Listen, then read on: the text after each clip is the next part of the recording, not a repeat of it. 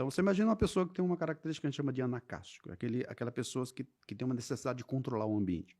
Então, o controle vai ser, você tem que usar o que eu acho que é certo, você tem que fazer da maneira que eu acho que é certo, você tem que falar da maneira que eu acho que é certo. Então, quando eu funciono assim, não tem troca.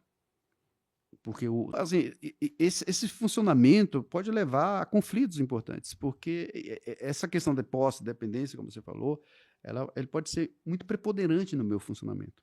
E eu não tenho recursos suficientes para flexibilizar. Né? Não, peraí, o Lucas pensa diferente de mim, então ele vai fazer diferente de outro jeito. Então, mas o que é que nós temos de comum? O que nós temos igual? Né? Essa pessoa não consegue. Então, é uma pessoa fadada a ter conflitos no ambiente. Dependendo do extremo, ela pode ser altamente violenta. Ela pode ser violenta do ponto de vista físico, né? Ela pode ser violenta do ponto de vista psicológico, do ponto de vista social. Ela pode criar situações se você pensa no ambiente de trabalho, você sofre, o outro adoece, porque ela passa a ser muito cruel nas suas relações. Então, quando a gente fala, por exemplo, de um comportamento de crueldade, não é só o cara que vai lá e esquarteja, mas a crueldade pode ser na privação, na exclusão, né, numa relação de depreciação do... Você também tem o crime praticado pelos ganhos. Né? É interessante para mim. Eu sou uma pessoa que eu quero me sentir poderoso. Isso não é doença. Né? Isso é o jeito de ser da pessoa. Então eu vou manipular você, eu vou explorar você, e eu posso até cometer um ato mais duro para obter aquilo que eu quero. Vai ser muito nas atitudes.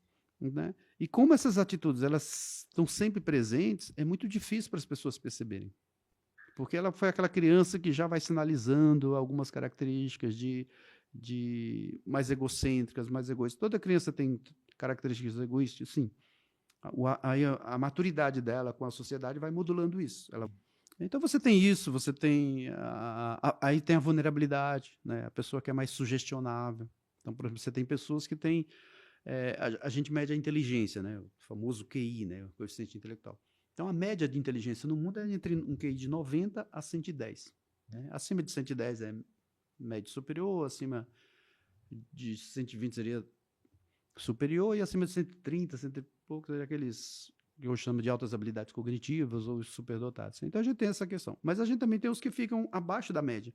Então, você tem ali entre 80 e 89, é o que a gente chama de médio inferior. É uma pessoa que tem um rebaixamento ali da inteligência, mas ele é só um pouco mais lento que os outros, mas flui naturalmente. Só que você tem uma categoria abaixo você vai ter QI de 79 para próximo de 70, até 71. Por exemplo, quem está muito próximo de 71, a diferença ou limiar para uma deficiência intelectual é muito tênue. E essa pessoa é muito vulnerável. Então, a deficiência intelectual tira a crítica, tira a autonomia, tira a profundidade, tira a capacidade de eu avaliar algo com mais precisão e me torna muito sugestionável. Se alguém chega e me convence, eu vou executar muito fácil aquelas coisas. Então, tem muitas práticas criminosas que são realizadas por essas pessoas. São extremamente susceptíveis. Só que elas não têm deficiência. Mas elas têm uma condição que a gente chama de limítrofe. Elas são usadas, elas Exatamente. são autoras mesmo. Exatamente.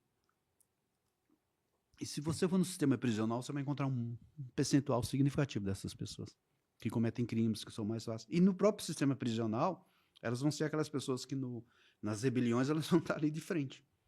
Né? São a primeira linha. Sim. Eu estou te trazendo um monte de informações, você está processando essas informações. Né? Isso vai te fazendo arborizar novas perguntas, né? Avançar, recuar, introduzir novos temas. Então, essa condição permite isso. Numa pessoa que tem esse abaixamento, isso não acontece. Então, ela é um fator de vulnerabilidade. Por isso que você tem várias pessoas cometendo crimes. E outras questões do crime têm a ver com o senso de justiça. Algumas pessoas vivem situações que ela entende que ela precisa cometer aquele crime. E comete o crime. E não tem doença, não tem fatores. Então, se a gente pensar num crime como homicídio, ele é muito fatorial.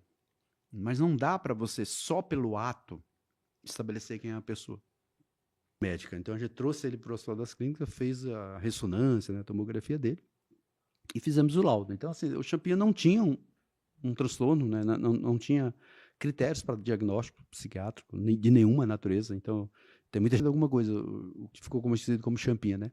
Então, nós avaliamos ele na época e apresentamos o laudo, né? E na verdade, o Champinha tinha uma... Ele é aquele caso que eu falei agora há pouco de um QI muito baixo ali, né? Muito próximo da deficiência, mas não era uma deficiência, que torna ele muito vulnerável, né? Então, era um jovem, assim, que faltava... Por essa condição, faltava muito recurso adaptativo, muito recurso de pensar sobre as coisas. Então, o prejuízo era tão grande que ele não conseguia ter uma empatia do que ele estava fazendo, da gravidade. Então, ele é um jovem que sozinho ele não significava nada, né? E é um caso. Então, esse caso do Champinha repercutiu muito. Então, até hoje ele está privado de liberdade, né? Para acompanhar o Champinha um ano, toda semana. Ele determinou judicialmente. Toda semana eu estava na unidade. E como é que foi esse processo, doutor? De estar toda semana na unidade com o Champinha? O problema é exatamente isso. Como ele tinha uma fragilidade do ponto de vista de compreensão, a terapia não funcionaria, porque ele a limitação da sua condição intelectual não permite assimilar. Por que a gente espera de uma terapia, quando você vai fazer psicoterapia? Que a terapia ela leva 2 processos importantes. O primeiro dele é a consciência, né? Levar você a uma consciência de como você está funcionando, de como você está se vendo no mundo e como você vê o mundo, né? E o segundo ponto da terapia é a ação. Então, o objetivo de uma terapia é conscientização. Você se perceber o mundo e, a partir dessa sua percepção, você mudar o funcionamento, como você percebe, como você atua.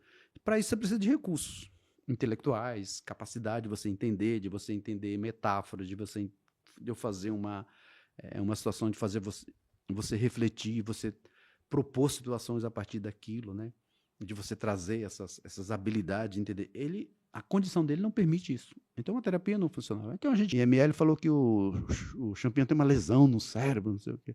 Aí eu olhei para ele e falei, cara, se comparar o cérebro do Champinha com o meu, provavelmente o meu está mais atrofiado do que o dele, que consome pra caramba. E final de semana eu tomo cerveja. Álcool atrofia. Então, provavelmente, se comparar o cérebro do Champinha com o meu, né, o meu tem mais atrofia do que o dele. Essa foi a mensagem que saiu no Estadão, assim, de acordo com o coordenador do Núcleo de Psiquiatria Forense do Hospital das Clínicas, o cérebro do Champinha é melhor do que o dele. Né? Essa é a mancha. E aí... Isso é uma distorção total. Né? Numa semana seguinte eu fui atender o Champinha lá, né? E os policiais tinham falado para ele assim, o doutor disse que o teu cérebro é melhor do que o dele. Falaram para ele.